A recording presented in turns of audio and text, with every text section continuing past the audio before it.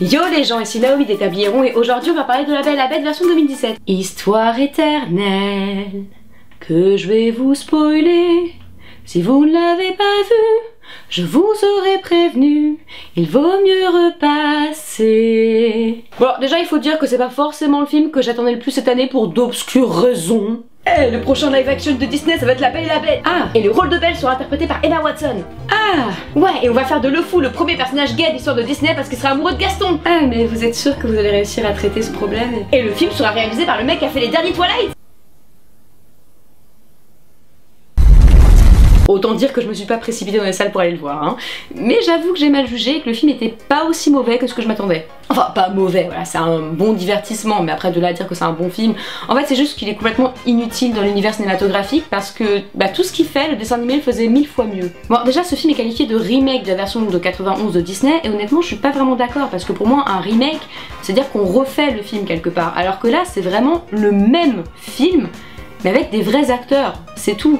Sinon il n'y a pas de différence et les seules petites libertés qu'ils prennent par rapport au film de 91 c'est pour corriger en fait les trous scénaristiques qu'il y avait dans le film de base et dont les gens sont pleins, mais c'est tout. Après voilà, clairement si c'est ce que vous avez envie de voir, c'est-à-dire une version live action de La Belle et la Bête, ça va vous donner exactement ce dont vous attendez. Donc c'est plutôt une bonne chose, il n'y a pas de surprise. Vous aurez le facteur nostalgique en allant le voir, vous serez content de réécouter les chansons au cinéma, mais il faut pas s'attendre à quelque chose de plus que ça.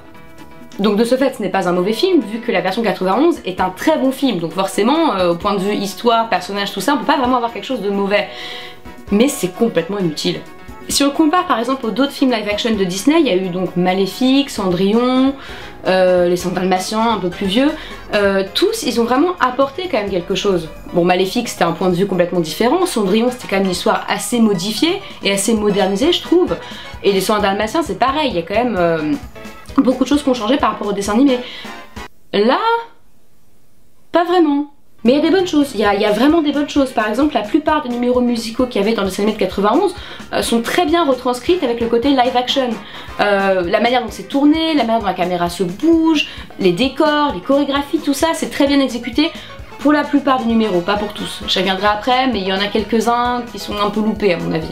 J'aime beaucoup les personnages de Gaston et Le Fou. Bon alors après c'est vrai que j'adore Gaston de manière générale, donc je suis peut-être un petit peu influencée par mes goûts de base, mais je trouve que l'acteur qu'ils ont choisi colle parfaitement au rôle, que ce soit physiquement, la manière dont il joue, dont il parle, dont il chante, son attitude, tout ça, tout est parfait et on voit vraiment le personnage. Et j'aime bien aussi la petite backstory qu'ils lui ont donnée, comme quoi il a fait la guerre et donc il est un petit peu marqué par ça et parfois il a des pics de colère et tout ça, et je trouve que c'est vraiment très bien justifié. Et j'aime bien aussi le côté qu'il soit pas, en tout cas au début du film, qu'il soit pas autant un gros connard que dans le dessin animé. Il a vraiment plus de nuances que celui du dessin animé, et pourtant celui du dessin animé était déjà très nuancé, donc c'est vraiment un bon truc. Le personnage de Le Fou aussi est très très bien écrit, bon je reviendrai plus tard sur certains aspects de sa personnalité, mais de manière générale il a un super développement où il part du gars qui est en admiration totale pour Gaston, puis à la fin il décide de quand même ne pas le suivre dans sa quête de tuer la bête parce qu'il se rend compte qu'il a pété un câble et que c'est pas forcément la bonne chose à faire, et il y a vraiment une super évolution qu'il n'y a pas du tout dans le dessin animé, et ça je trouve que c'est vachement cool. Non, et puis ils font un super duo, je trouve que les deux personnages marchent très bien ensemble, encore plus que dans le dessin animé vu que du coup ils ont été plus développés, donc forcément il y a plus d'alchimie, ou en tout cas ça se ressent plus, et j'étais juste contente à chaque fois que ça apparaissait à l'écran, je fais oh cool, une scène avec Gaston et Le Fou, super, ouais. Surtout la séquence de la chanson de Gaston, alors déjà j'adore cette scène dans le dessin animé parce que je trouve que cette chanson est hilarante et c'est clairement l'une de mes chansons Disney préférées, mais alors là dans le film avec les acteurs, leur interprétation, la manière dont ils chantent, la chorégraphie, la manière dont c'est tourné, tout ça, le fait qu'ils ont allongé un peu la chanson, ils ont modifié quelques paroles mais plutôt en bien, c'était vraiment super. Je me l'écoute en boucle depuis une semaine et je la connais déjà presque par cœur. Gosh, it disturbs me to see you, Gaston, looking so down and... Ouais bon, j'ai dit presque par cœur, hein. Mais bon, vous êtes pas venu là pour me voir chanter, vous êtes venu là pour me voir rager, alors c'est parti. Bon alors, honnêtement, et je suis vraiment désolée, mais le gros point négatif c'est Emma Watson. J'aurais aimé franchement qu'elle s'en sorte bien avec ce rôle parce que j'aime pas trop Emma Watson, et comme tout le monde à part moi adore Emma Watson, du coup je me suis dit que c'est peut-être juste que j'ai un problème avec la manière dont elle interprète Hermione, je sais pas. Mais non, là-dedans non plus, je trouve qu'elle joue pas très bien. Bon déjà je trouve que c'était pas forcément un bon choix de casting de base parce que le personnage de Belle ressemble quand même pas mal à celui d'Hermione, et quand on a joué un personnage comme Hermione pendant presque 10 ans de sa vie, déjà c'est très difficile de faire oublier ce personnage au public, mais là en plus quand tu joues un personnage qui lui ressemble, là c'est quasiment impossible de pas voir Hermione ou au mieux de pas voir Emma Watson. Mais Belle, J'ai pas vu Belle moi en tout cas, et je pense que je suis pas la seule dans ce cas-là. Il faut dire que Belle est déjà un personnage très connu de la pop culture, donc quand tu ajoutes personnage très connu de la pop culture avec actrice très connue qui a joué elle-même un personnage aussi très connu de la pop culture, c'est super difficile de faire passer le personnage, à moins que tu sois un acteur excellent, chose que n'est pas Emma Watson. Non, puis il faut dire ce qu'il y a, elle était mauvaise dans ce film, enfin elle était complètement inexpressive, et du coup ça cassait complètement le personnage et le côté un peu féerique de La Belle et la Bête. Je prends l'exemple de la séquence de la chanson C'est la fête, voilà, cette chanson là. Je pense que c'était une scène qui était attendue par tout le monde, dont moi, parce que c'est vraiment une séquence iconique dans le dessin animé de base. C'est une super chanson, c'est là qu'on est vraiment introduit au caractère enchanté du château, c'est là qu'on voit vraiment le personnage de Lumière pour la première fois. Donc c'est vraiment une super scène qui était attendue par beaucoup de personnes. Et elle est tombée complètement à plat parce que la seule expression qu'Emma Watson a faite pendant toute la scène, c'était ça. Oh, un chansonnier qui chante! Des assiettes qui dansent! Des plumeaux qui volent! Non, puis il y a aussi ce qu'Emma Watson a fait du personnage de Belle. Bon déjà, moi le problème que j'ai avec Belle du dessin animé de 91, c'est que je la trouve un petit peu trop parfaite, c'est pour ça que j'ai jamais vraiment réussi à l'aimer plus que ça. Mais alors là, Emma Watson, elle en a fait une Marissou quoi, je veux dire, elle a aucun défaut. Je trouve aussi que dans son interprétation, Emma Watson a fait de Belle un personnage super snob. Je sais pas, je trouve que dans le dessin animé, c'est plutôt charmant son côté un peu dans sa bulle, où elle considère pas trop les autres. Il y a pas de mépris, c'est juste qu'elle est comme ça, qu'elle est plongée dans son livre et qu'elle s'entend pas forcément avec le monde extérieur. Mais là il y a un côté genre moi je suis au-dessus de vous, vous les petites gens là dans votre petit village, enfin c'est bon, calme-toi, t'achètes ton pain comme tout le monde hein. La manière dont t'as rejette Gaston au début. Alors je rappelle qu'à ce stade, ni elle ni nous en tant que public ne connaissons l'étendue du caractère connard de Gaston, d'accord? Dans le dessin animé, il s'incruste chez elle, il lui parle de mariage, il lui demande si jamais veut faire des gosses avec lui, il met ses bottes sales sur son bouquin et tout ça, et même là elle a une réaction qui est plus polie que dans le live action. Dans live action, ça fait comme ça. Belle, est-ce que tu veux dîner avec moi? Non. Oh d'accord, je comprends, tu es occupée. Non. Et en plus, Belle, du coup, est d'une hypocrisie, mais comme c'est pas croyable. Par exemple, le moment où elle découvre que donc Gaston est un immonde connard, en gros, lui dit, je sais plus exactement, mais en gros, qu'il peut changer, quoi. Et elle lui fait, non, personne ne peut changer. Est-ce que c'est pas le thème principal du film, que justement tu t'es mise avec un mec que tu as changé? Bon, ok, en parlant de Gaston, justement, je trouve que sa transition entre le mec macho imbu de lui-même et l'immonde connard est pas super bien foutue. Parce que justement, ils ont établi un bon caractère pour Gaston, comme je disais tout à l'heure, où il a l'air d'être plus attentionné que dans la version dessin animé, avec Belle, avec le fou, avec le père de Belle aussi. Et la rupture, je trouve, est très mal amenée et complètement exagérée.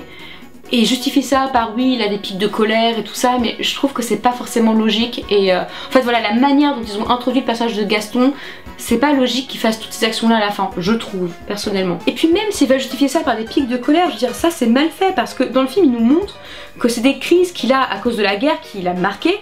Il a des crises de colère, comme certaines personnes peuvent avoir des crises d'anxiété ou des épisodes schizophréniques, enfin voilà, c'est quelque chose qui est pas dans son contrôle, il le contrôle pas ça. Donc toutes les actions qu'il fait, donc à essayer de tuer la bête et tout ça, c'est accentué par cette espèce de maladie, cette espèce de traumatisme qu'il a de la guerre. Et apparemment c'est pas la première fois que ça lui arrive, vu que le fou sait exactement quoi dire pour le calmer. Donc c'est vraiment montré, bon alors c'est montré d'un point de vue humoristique bien sûr, parce que là c'est drôle d'être malade, mais voilà, on comprend quand même que c'est un problème qu'il a, c'est pas dans ses traits de personnalité d'être comme ça. Et d'ailleurs le fou le dit lui-même, c'est pas la personne qu'il connaît, il le reconnaît pas dans ces actions là. Et il crève quand même. C'est pas forcément très juste, surtout quand on sait que lui la bête, par contre il a pas d'excuse d'avoir été un connard au début. Bon, on parle justement du personnage de la bête. Je trouve que l'acteur s'en est bien sorti, il chante bien, contrairement à Emma Watson. Ah oui, je l'ai pas dit ça, mais doit être la seule de tout le film à pas savoir chanter, et elle est grave autotunée et ça s'entend. Désolée, mais ça s'entend. Bref, non, je repars pas sur le sujet Emma Watson. La bête. Alors le problème que j'ai avec cette version là de la bête, c'est la backstory qu'ils ont ajoutée. Donc comme j'ai dit tout à l'heure, tout ce qu'ils ont ajouté dans la version live action, c'était pour corriger les trous scénaristiques de la version dessin animé. Et l'un des gros trous scénaristiques, c'était justement pourquoi est-ce que l'enchanteresse a décidé de maudire tout le château et pas juste la bête. Et bien là en fait ils expliquent que c'est parce que la bête a été élevée par son père, parce que sa mère est morte, et que son père était un immonde enfoiré, et que c'est à cause de lui qu'il est devenu aussi un enfoiré et qu'il n'a pas voulu ouvrir à l'enchanteresse quand elle a frappé à la porte du château. Et que du coup, en tant que serviteur, c'était leur rôle d'empêcher le maître du château d'élever son fils comme il le voulait. Sauf que, enfin c'est des serviteurs, ils auraient fait quoi? Qu'est-ce qu'ils auraient pu faire? Ils auraient rien pu faire. Surtout à cette époque-là, je veux dire, t'es serviteur, tu fermes ta bouche et c'est tout, t'écoutes ton maître. Ils allaient pas dire, oh là là, attention, j'aime pas la manière dont vous élevez votre fils, hein. Mais ils auraient été virés direct, ou pire. Puis en plus de ça, dans la scène d'intro, parce que oui, ça c'est aussi un truc qui m'a saoulé, c'est que je trouve que la scène d'intro dans le dessin animé était magnifique avec l'effet vitrail et machin, et donc là c'est juste une séquence de balles basique quoi. Enfin, c'est clair dans la scène d'intro que en plus donc de la bête, des serviteurs et tout ça, il y a aussi des invités dans le château. Et qu'est-ce qu'ils ont à voir du coup eux avec l'histoire qu'il a été mal élevé et tout ça? Rien. Et pourtant ils ont quand même été transformés. Et puis Zip aussi qui doit avoir genre 7 ans. Lui aussi, c'est parce qu'il a mal élevé la bête. Et le chien, lui aussi, il aurait dû intervenir. Ils ont voulu corriger un trou scénaristique et ils en ont ajouté un encore plus gros. Ok, bon, pour ce qui est de l'aspect technique du film, perso, je suis pas du tout fan des effets par ordinateur. Je trouve que la bête aurait été 1000 fois mieux avec un maquillage ou avec limite un animatronics, mais là, lui mettre un effet par ordinateur, c'est vraiment pas terrible. Je trouve que il a l'air limite trop humain en fait et pas assez terrifiant. Enfin, je sais pas, j'ai pas du tout aimé. Les passages enchantés, c'est pareil, je trouve que c'est vraiment juste bizarre. Autant je trouve que Lumière, Big Ben, Madame Samovar, tout ça en dessin animé était vraiment charmant et tout, mais alors là, ça fait juste mal à l'aise en fait. Enfin, j'aime pas du tout aussi les couleurs qu'il y a dans le film, je trouve que c'est soit trop sombre, soit... je sais pas, j'aime pas la palette de couleurs qu'ils ont choisi pour le film. Bon, après tout ça c'est très subjectif et si vous avez aimé tant mieux pour vous, hein. Je dis pas que c'est négatif ou quoi que ce soit, c'est juste que ça m'a pas du tout entraîné dans le film. Et les mouvements de caméra aussi parfois étaient... je sais pas, par exemple, le moment où Belle arrive dans la chambre pour la première fois, c'est censé être un moment où on est émerveillé et tout parce que la chambre est belle et tout, mais on n'a rien vu parce que tout était flou, tout était filmé de manière super bizarre et ça donnait plus mal à la tête qu'autre chose en fait. Et donc par moments j'ai vraiment pas aimé la manière dont c'était filmé. La séquence de bal aussi, la scène de la chanson Histoire éternelle qui est magnifique dans le dessin animé, et là je trouve qu'elle était mais plate. Alors je sais pas jamais c'est les mouvements de caméra, si encore une fois c'est les couleurs, si c'est le fait que Emma Watson soit toute seule au milieu d'un truc qui est entièrement fait par ordinateur, je sais pas, mais j'étais pas du tout dedans et limite je me suis ennuyée pendant cette séquence, j'étais en train de penser à complètement autre chose. C'est véridique, hein, j'étais en train de me dire est-ce que j'ai fermé la porte de chez moi? Non franchement j'étais pas du tout dedans. Et pour un film qui est censé vraiment te plonger dans un univers enchanté et tout, pas réussir à rendre immersif, c'est un petit peu dommage. Et maintenant il est temps d'aborder le sujet sensible. Le fou est le premier gay de l'histoire de Disney. On l'a vu partout, sur les réseaux sociaux, dans les médias, La Belle et la Bête a le premier personnage ouvertement gay de l'histoire de Disney. Et du coup, moi je m'attendais, je sais pas moi, à un coming out, à une scène qui nous fasse comprendre que le fou est vraiment amoureux de Gaston, que c'est pas juste de l'admiration, une scène chantée, j'en sais rien, ce que vous voulez. Et non, en fait tout reste assez vague et assez ambigu, il n'y a rien d'ouvertement dit, il n'y a pas non plus d'action qui montre ouvertement qu'il est amoureux de lui. J'ai un peu l'impression que justement les médias ont survendu cet aspect là parce qu'ils se sont rendus compte que dans le film c'était pas forcément hyper évident mais qu'ils voulaient qu'on l'interprète comme ça. Du coup nous en tant que spectateurs on va l'interpréter comme ça parce qu'on a entendu les médias dire que le fou était gay. Mais au final si on n'a pas entendu parler du tout de cette histoire, on peut très bien interpréter comme une admiration ou quelque chose de ce goût là. Bon moi j'aurais quand même interprété ça par le fait que le fou est amoureux de Gaston. Mais bon, ça aurait été parfaitement possible d'interpréter d'une autre manière si on nous avait pas dit non le fou est gay et c'est comme ça. Et je trouve ça vraiment décevant. Non, je suis désolée, quand ils disent le premier personnage ouvertement gay, non, il est pas ouvertement gay. C'est nous qui l'interprétons de cette manière, mais c'est pas ouvertement, c'est pas ce que j'appelle ouvertement. Ou alors dans ce cas-là, il y a plein d'autres Disney où des personnages sont ouvertement gays, parce que s'il suffit de quelques blagues douteuses et de quelques petits clichés, c'est pas le premier. Et c'est vraiment dommage, parce que ça aurait été une belle occasion justement de montrer ça de manière vraiment ouverte, pour le coup. Surtout que... au début de l'histoire, c'est quand même assez clair que Gaston apprécie le fou. Juste, enfin pas forcément que en tant que petit sidekick là, il a l'air de vraiment se soucier de lui, donc je pense que ça aurait été intéressant de faire en sorte qu'ils avaient déjà une relation au début, enfin ça aurait été parfaitement possible, parfaitement logique dans le scénario. Bon oui ok, à la fin il y a juste une petite séquence où on voit le fou danser avec un mec, bon voilà, la séquence elle dure genre 3 secondes, hein, donc on a même pas le temps de voir s'il apprécie ça ou pas. Puis même le mec avec lequel il danse, il a eu 0 ligne de dialogue de tout le film, et la seule fois où on l'a vraiment vu c'est quand la garde-robe enchantée en fait force 3 mecs à s'habiller en fille, et que lui c'est le seul qui apprécie se voir en fille. Et donc forcément, s'il aime se travestir, c'est qu'il est gay. Voilà pourquoi j'avais peur quand j'ai entendu ça. Je me suis dit putain, ils vont faire un truc ultra cliché, pas du tout travaillé, et au final c'est beaucoup de bruit pour rien. Ok, alors pour conclure, comme je dis au début, ce qui est dommage c'est que le dessin animé lui est supérieur à absolument tout point. Ce qui était assez prévisible parce que le dessin animé était pratiquement parfait, donc je vois pas pourquoi déjà de base il y a besoin de faire un remake de La Belle et la Bête, mais enfin bon. Il y a ce côté un peu fanfiction aussi où on a l'impression que c'est des gens fans de La Belle et la Bête qui ont réécrit l'histoire en passant à côté en fait de ce qui faisait le charme de la version originale. Je sais pas, il y a ce côté un peu... ça ressemble, c'est proche, mais c'est pas tout à fait ça. Malheureusement, il y a beaucoup de choses qui sont mal gérées, aussi bien dans le développement des personnages, dans la caractérisation des personnages, dans l'histoire. Il y a beaucoup plus de trous scénaristiques au final que dans le dessin animé, alors que c'était ce qu'ils voulaient éviter. Donc tout ça c'est très mal géré en fait. Mais honnêtement c'est pas vraiment un mauvais film. Je veux dire le dessin animé de base est très bon donc forcément il a de bonnes bases donc ça peut pas être un navet non plus. Il y a un énorme facteur nostalgique. Si jamais vous êtes très fan du dessin animé vous allez adorer aller le voir au cinéma parce que vous allez revoir les scènes que vous aimez, les personnages que vous aimez, les chansons que vous aimez. D'ailleurs à côté de moi il y avait une fille, elle avait des étoiles dans les yeux dès qu'il y avait une séquence chantée, enfin c'était trop mignon.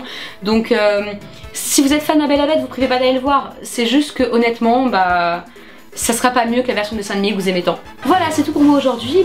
Si vous avez aimé ou pas cette vidéo, laissez un pouce bleu, parce que même si vous avez pas aimé, vous pouvez toujours rendre service. Hein. N'hésitez pas à partager, à commenter, à vous abonner, à aller sur nos pages Facebook et Twitter, à aller regarder nos autres vidéos parce qu'on a fait plein d'autres trucs cool. Et d'ici là, je vous dis à la prochaine fois. Salut!